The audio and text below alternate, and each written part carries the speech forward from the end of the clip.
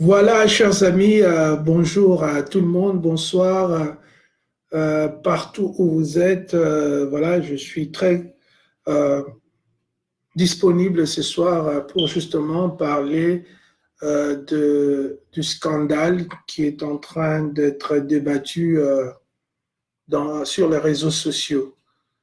Voilà, il y a un moni, bisodoaba, homme politique, toza bateau, toyaka, kokota la makambu, pour guider le peuple vers la vérité. C'est très important, Boye Baka, Moussala ya Moko na Moko. On n'est pas là pour ça la polémique, mais on est juste là pour koyeba kopesa la baninga nzela. Po bato mosusu bazomona makambo elekaka na Congo tozolinga obongisa bazoyeba te ke profondément esika nini tozali bazoyeba te pourquoi peut-être mboka na biso ezokende mosika te, mboka na biso eza toujours na baproblème, mboka na biso ezokoka kokende mosika te, c'est parce que toza na baproblème mosusu oyo tozomona na baproblème mosusu oyo ebatami na nsima. Et tous ces problèmes-là, il faut tozala na capacité ya kolobela yango, ya koyeba mpona nini.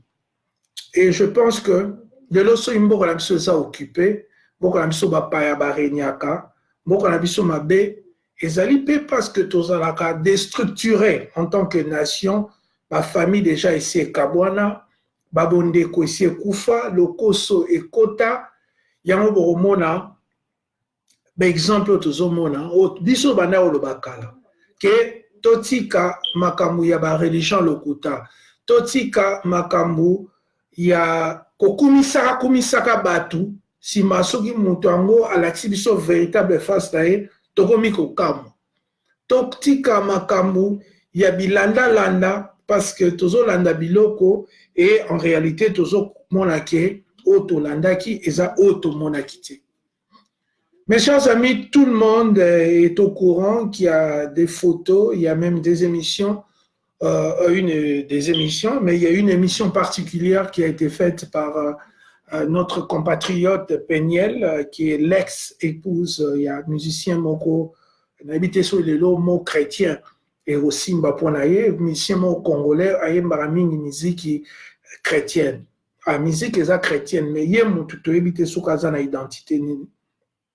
Ebimaki, oyo ezoko lakisa, violence. Moto akendaka na l'église chaque dimanche, moto oyo asambelaka salaka ba spectacle lokwa ba congolais balingi makambo nzambe ezala na ba spectacle olie ezala na vérité. Moto asala ba spectacle tomoni dimension oyo abetaka mwasi na ye. Je pense que bana mibale ata bazobuna mibale babetanaka makofi ndenge wana te.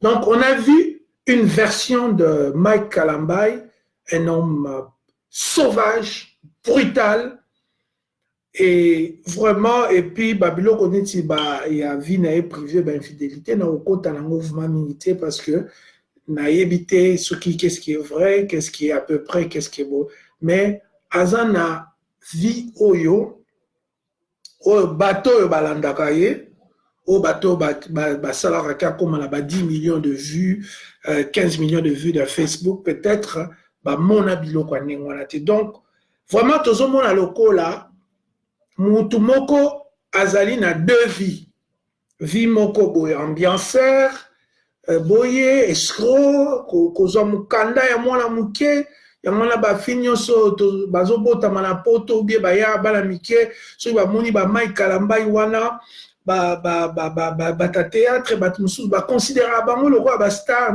au sens occidental, c'est-à-dire que bato moko baza na bacarrière baza payé baza na babi ya bien.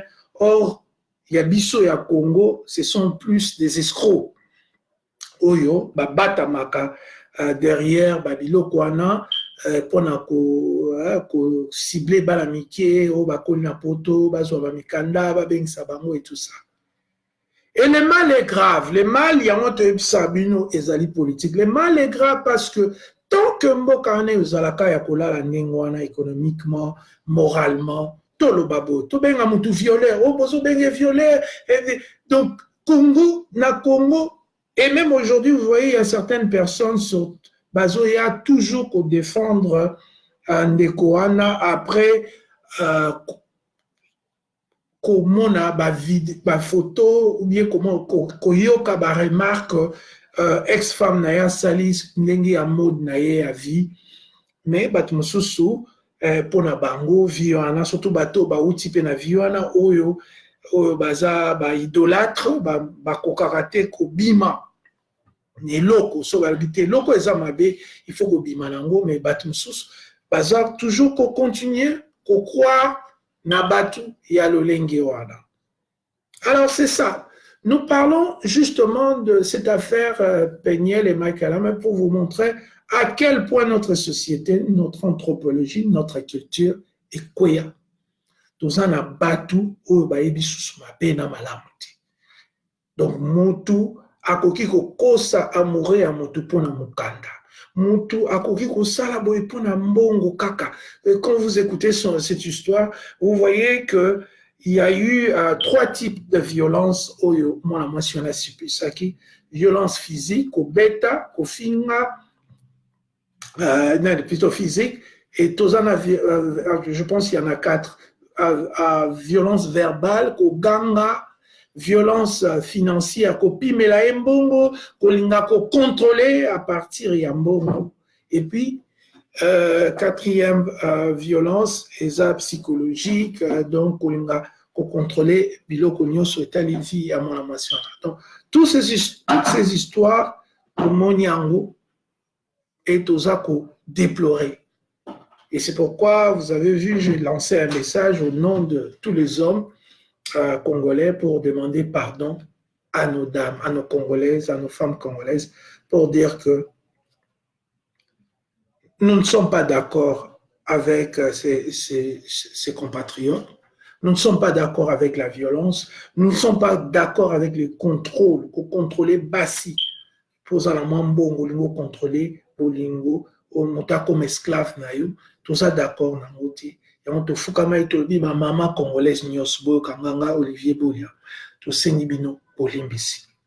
Biloko belé tozo sala ya mabe biso mibali ya ba congolais ba infidélité ba lokuta ba koboma ba kosala bobanini c'est parce que tomoni yango na génération passée bon mona ba parents mingi ya génération passée c'est très rare okuta na papa moko congolais oyo azaki na vie moko ya vérité au monde a toujours kolinga ko menacer ba maman partir mbongo parce que les femmes la Congo mingi bazako salate alors il fallait qu'on contrôler bango par mbongo non soko sali boete na osala boete soko sali boete et tout ça nous avons tous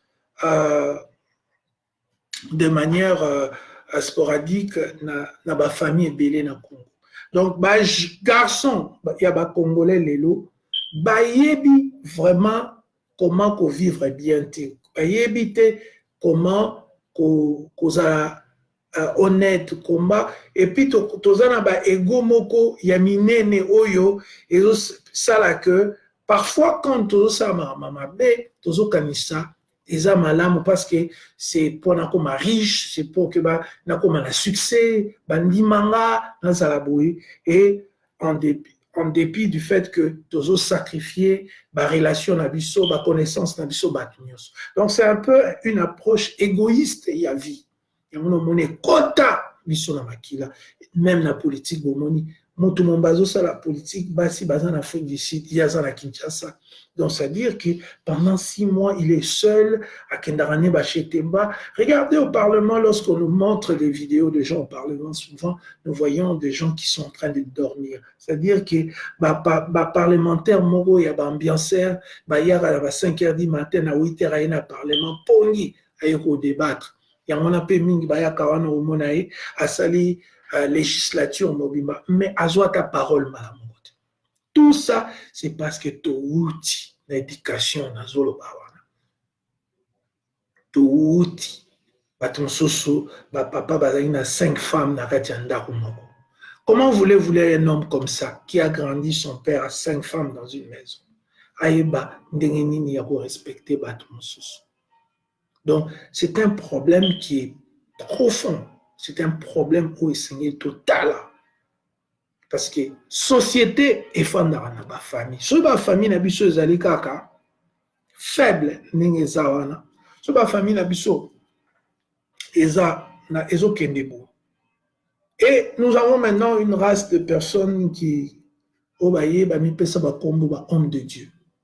Encore c'est pire parce qu'ils sont en train de faire des bêtises tous les jours, mais ils continuent à croire à leurs propres bêtises. C'est ce qui est encore dommage. Donc, Batumoko Boye, Baza la vie à l'Okuta, Baza Besro, Baza Nini. Mais on leur dit que voilà, ou Bozo Salano, Bozo Swabambon Wabatu, Bozo Kosa, Bozo Salabou, Bazo Sabon, Balini Namango Yokati. Ba Congolais msoye bsetala, tika makamwana, Kosa Boyete, Nzambalini Boyete. Oh non! Et tout kaka ouin de Dieu. Voilà maintenant ce qu'un ouin de Dieu peut faire. Tabasser une femme. Ko ceinture, ko bétailler, ko brutaliser. Et puis elle était enceinte. C'est-à-dire que ce total on a ndengue à droit, c'est comme 2 tentatives de meurtre parce que Ezaki, ceux qui peignaient la koufa, qui a le koufa na mwana. Alors, il faut zalavement mobile, il y a imbécile, il y a bololé, il y a sans scrupule, il y a moté mamabé, au comme appelle au fin de l'oba. Oh non, mais au moni, au quoi justifier. Nous devons sortir de ça. Nous ne pouvons pas justifier des choses comme ça. Ceux qui osent mobile, oh mais ça n'a pas c'est le moment. Vidéo, message message nyonso bandeko baosala ete ya biso toyeba ke mwasi azali te moto oyo ifo yobetaka mwasi basolaka na tu dois parler, tu dois avoir un débat normal parce que non namona te garçon mo ake na nzela boye mobali mo asali mabemba mo bandi obete makofi no obanga po ebi makasi na ete. Mais pourquoi yo ozozwa moi et puis sur quoi ozali ozoloba oza moi na nzambe serviteur de Dieu tout ce nom là mais ozo beta moi si ozo beta et le mboka na biso ozo bonga teza po ba famille za makasi te pour ba mindele tana ba mindele ndi bazana na bana na bango na basi na bango. Malgré que cocaïne, ils tiennent toujours à l'éducation des enfants. Ils tiennent toujours à que basi bazala bien. Tala ba piton de batritara basi ao. Tala kobo tala bango. Tala ne na ba bus. On a toujours sous mutamoisa na zemi. Bati, madame, vous voulez prendre ma chaise. Pourquoi? Pourquoi? Parce que baïbi valeur à moi si. Mais biso tozolingo tonga société oh tokoma danger tokoma mais toyebi même pas kofanda pona osola na basi. Et beaucoup d'hommes congolais sont des hommes violents. Violence ezaka makofiti nenabi kopi mela moi simbongo c'est une violence. Abuser verbalement par ba propos morobo eza violence. Ba violence eza ndenge belo basi na biso bazoko subir. Subir, c'est parce que nous, les hommes congolais, nous essayons pas d'être attentionnés, de changer, de savoir que ce que furent nos parents, ce n'est pas bien. Ma papa, la biso, ma meilleur exemple était. Ma maman, la biso, comme j'écoute aujourd'hui, ma maman, yo Peniel, yo maman, kangamute, ma maman. Ça, c'est oza conseil, imbécile.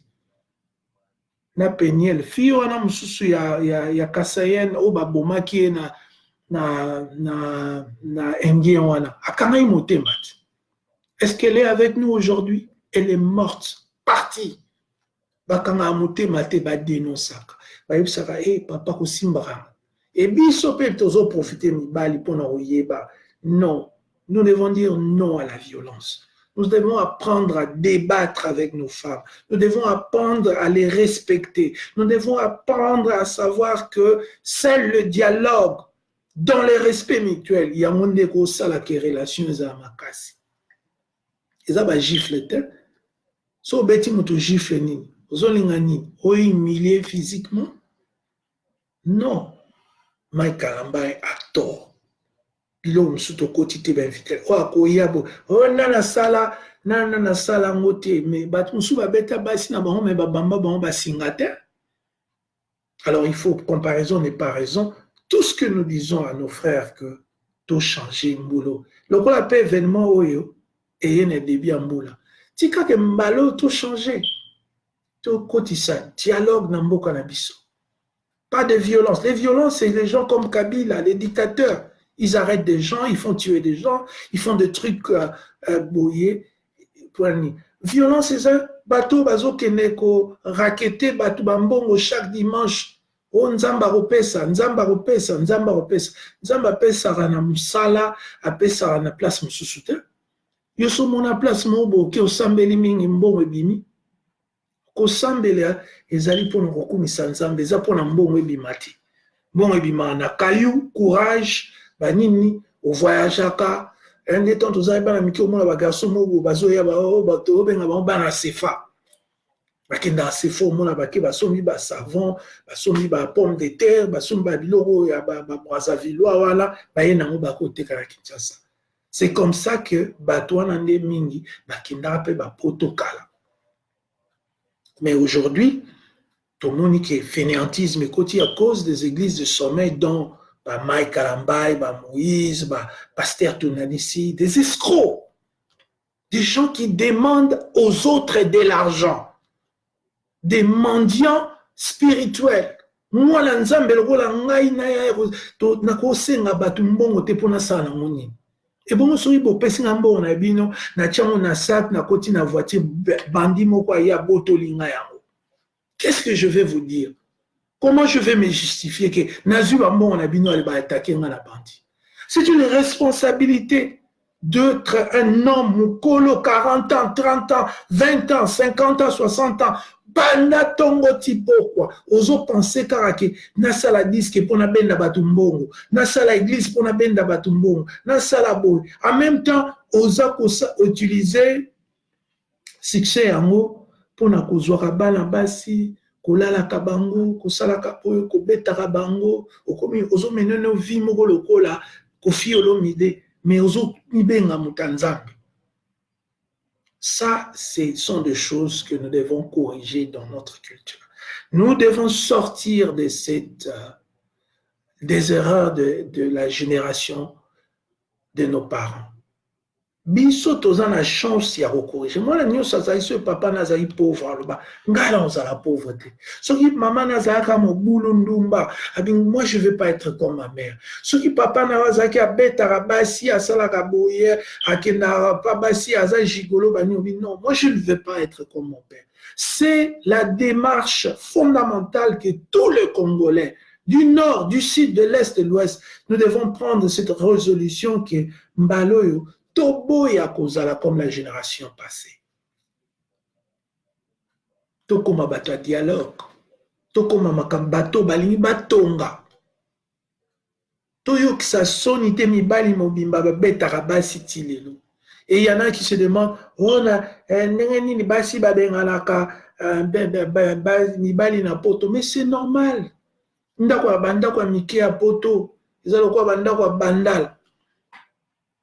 On siko bofana na mutu moko bobeta na makofi na ndako ya bandal mais boko bomanat so ezalata ba villa mais ça va bon on a 8 chambres 3 salles 5 salles de bain mais banda mike bitumba bo sala vous allez tout casser. La preuve, quand il y a des bagarres dans les familles en Occident, il faut qu'elle ait au moins bébé au TV koyaki au moins des cas parce qu'il n'a pas ça. Donc tozwa connaissance. J'espère que cette vidéo vous arrivera. Botika kobeta basi na Congo. Botika. Botika bamisusu babuka basi maboko, babuka bango makolo, batobola bango balisu, kaka na babitumba wana de bagarres conjugales. Batumususu batika na ba infirme tilelo. Alors, biso, otolobi, toza, bato bolingo, bato Congo. Nous ne pouvons pas encourager des gens comme Mike Kalambaye. Mike Kalambaye, tu dois demander des excuses à toutes les femmes du monde, et les Congolaises en particulier, et aussi à biso mibale, biso soni. brutalité en ndenge et puis ba chrétien o biso nyonso tozali chrétienté toyebi ezalaka likambo ya tempérance. Un chrétien c'est quelqu'un qui marche na tempérance, c'est-à-dire quand te na osala tempérance il faut ça. Donc maîtrise de soi. Mais ils ont la maîtrise de soi, tous ont mis bien un peu pasteur, les autres là. Pourquoi? Ce sont des bandits qui ne sont pas à leur place. C'est ça aussi le grand problème de la RDC. Beaucoup de personnes font des choses qu'elles ne devraient pas faire. Beaucoup de personnes ne sont pas à leur place. Beaucoup de personnes mentent, elles veulent se faire passer pour des choses qu'elles ne sont pas. Yango no moni mboka na biso ti lelo ezotonga mate ba voyou baleki ba voyant tout le monde aïe mais tu sais Dieu tu moi français oyoka pe baso ba na biso ba congolais biso moko ba soba oyoka oyoki pasteur atunasi un brigand, quelqu'un qui en veut à vos familles, quelqu'un qui vous raquette, qui veut votre argent, même s'il parle de Dieu. Eza lokuta évangile ezara roté kalté eza biloko fele. Bazo raqueter bino à gauche et à droite. Bazo yebisa bino makambo o eza vrai. Mais bozo continue kolanda. La preuve, eux-mêmes, regardez comment ils vivent. Des sauvages. Ils tabassent les femmes. Bakabarate parce qu'il faut basomba ba voiture, balaksa batouke, o babengaka de manière erronée élévation. L'élévation, il y a une élévation. Tout ça dans le domaine spirituel, bino beaucoup m'ont compté maramba bambongo bolobi élévation. Élévation, zali tango nzamba roya ozwabi surtout que ne ufana na royaume de cieux. Alors chers amis, pour la Congo, vous soudez ma relation na bino. Boftika kofinga basi. Soit moi si na niveau miso akayo moko. Soit moi si na niveau zo ba camarade na yo. Soit moi si na niveau ozwaka bandeko na yo. Moi si aza ennemi na yo te. Soki oza d'accord na été expliquer pourquoi oza d'accord te. Mais ko beta été. Ko bamba e verte, ko bamba e mbelite. Je sais que bilo nazoloba ezali nouveau pour la bateau sous parce que bateau sous non bah moi s'il faut corriger bon mobile na ba bêtise tout ça la na corriger rabiso. Arrêtez de toujours se voir au-dessus. Arrêtez de penser que yonde ozo mériter respect. Non, respect zara ya handicapé, ya ba mona ka ba aveugle, ba nibo mona on a poteté toujours parking à handicapé zalaka. Parce qu'ils sont respectés. Même si ils ont monaté à retour dans mon l'accent place ni handicapé. Donc c'est le même respect au lingi ni bali ba congolais bo banekotia par rapport à Bassi. Débat. Ce mois-ci à lobby débattre. Le bas point de vue na yo. Zala précis na idée na yo. Zala précis na argument na yo. Mais une gifle n'est pas un argument. Ben insulte est argumenté. Copie malambo est argumenté. Les alignes de violence. Oh, il y a un autre écho dénoncé. Alors je vais finir par dire à tous mes frères congolais. Je ne voudrais pas que je me répète. Et c'est d'ailleurs la dernière vidéo que je ferai pour parler de cette affaire. C'est pour nous dire qu'il est grand temps que nous grandissons. Il est grand temps que nous changeons. Il est grand temps qu'il y ait une rupture entre la génération, les comportements générationnels de nos parents et les comportements qui sont sains. Dans le sens, il y a sanité. Nous devons adopter un comportement asika. Respect, dialogue, amour, tempérance. La colère n'accomplit jamais la justice de Dieu. Tant qu'on a kanda des jours comme ça, makamobo et salati. Tant qu'on a kanda au rosa berreur, moko ko regretter vina au monde. Tant qu'on a kanda, tu vas dire des choses au esabiente. Tant qu'on a kanda, y a un Mike Kalamba, y a kanisi que makambo nyonso esilaka na makofi ye entre guillemets mwana nzambe. Tout changer. Voilà, c'est ça mon message d'aujourd'hui. Je vous remercie pour l'attention et je pense que toye kolibiso nyonso tokozala suro tozalaki te tokozala siko bato ya tempérance bato ya dialogue communication. Quand tu es déjà dans la violence, il y a une communication verbale les a coupées. Quand on commis déjà aussi mi eboka aussi mi mbeli aussi mi mundu qui tiré, il y a que ozo commis tungela nzela ya prison. Et basio bazo mema mibali na prison pour un acte de violence répété. Baza la raison. Arrêtez de penser que moi la batou ok nako pala ena so ina bantaba banini donc azende sko moto yo ozwi kompe tabako ba ya kobuka emiku abani mais non. Bato bayaka na vie na biso po to sa force. Bayaka te pona tokoma ko détruire bango. So moto na ndako na ye mieux vaut à la pauvre place à Zalaï kaya na ndako a richesse o babuka bato bambeli babeta bato na ba ceinture tout ça. La violence na poto kutu boyibi c'est grave so ok prison ou bien ok kosamba makamba violence et continue à record na yo okozo misala msuzo sala soute ba olingata ba ozwa uta. Donc faites attention, réfléchis 1000 fois avant de lever ta main droite au bêta-moi-sinaï. Réfléchir. Est-ce que vraiment la seule chose est qu'on résoudre contentieux, problème, est-ce que les kofiana yo kangi mai kalambai? Est-ce que les kofiana yo ko kangela on a mukuse na ona ko gumba yo? Donc c'est à dire que ce n'est pas ça, la violence. La violence, les seules institutions qui ont le droit d'utiliser la violence, c'est la police, c'est l'armée, et c'est tout homme ou toute femme en cas de légitime défense. Tu dois te défendre, l'usage de la violence est permis. Mais violence, c'est Zarananda Kuti. Sokolini momite tikaya kinde. Tikaya kende. Soko Monique a embarrassé. Tikaya kende. Voilà, on a su qu'il y en a vraiment, que Dieu vous bénisse.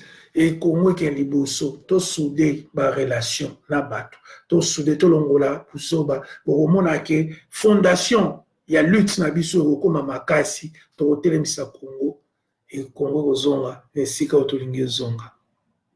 Ndeto suka ka tout droit la canaille.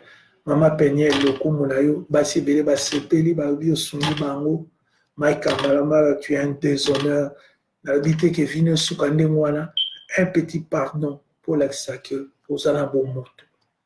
Peut-être oyebaite, peut-être papa no agobeta maman la bino devant bino yangono yekoli yangokuna. Alors c'est le moment yo olongo la démon wana eza na famille na bino ya kobeta kabeta kabatu. Tabako mobengo Mike Tyson. Kobeta kabasi. Ce n'est pas bon. Alors voilà na sisi wana Olivier Bolia tout droit na kanaï ou le baniniti.